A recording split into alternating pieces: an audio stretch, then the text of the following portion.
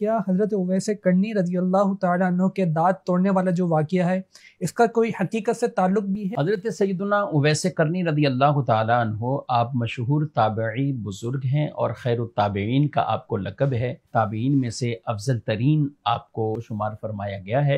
اویس کرنی رضی اللہ تعالیٰ عنہ بہت بڑے عاشق رسول تھے اور گویا کہ ساری زندگی آپ نے عشق رسول کے اندر گزاری ہے۔ دانتوں والا جو واقعہ ہے کہ آپ نے دانت توڑ دیے، اصل میں اس کی نسبت جوڑی جاتی ہے رسول اللہ صلی اللہ علیہ وسلم کے غزوہ احد میں دانت مبارک شہید ہوا تھا۔ وہ پورا دانت شہید نہیں ہوا تھا بلکہ ایک کچھ دانت کی کناری وہ شہید ہوئی تھی، دانت کی کناری کچھ جدا ہوئی اور اس سے رسول اللہ صلی اللہ علیہ وسلم کا مبارک حسن مزید بڑھ گیا تھا۔ یعنی آپ جب مسکراتے تھے تو مزید صحابہ کہتے ہیں کہ اس سے ہمیں گویا کہ آپ صلی اللہ علیہ وسلم کا چہرہ مبارک اور کھل جاتا اور اس سے حسن اور بڑھ گیا۔ اب اس واقعے کی نسبت کر کے کہ جب حضرت اویس کرنی کو پتہ چلا تو آپ نے بھی سارے دانت اپنے شہید کر دیے، تو ایسا نہیں ہے۔ اور کسی بھی معتبر اور مشہور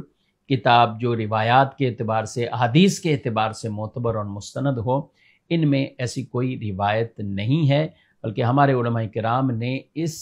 واقعے کو بھی موضوع بتلایا ہے اور کہا ہے کہ اس کی کوئی حقیقت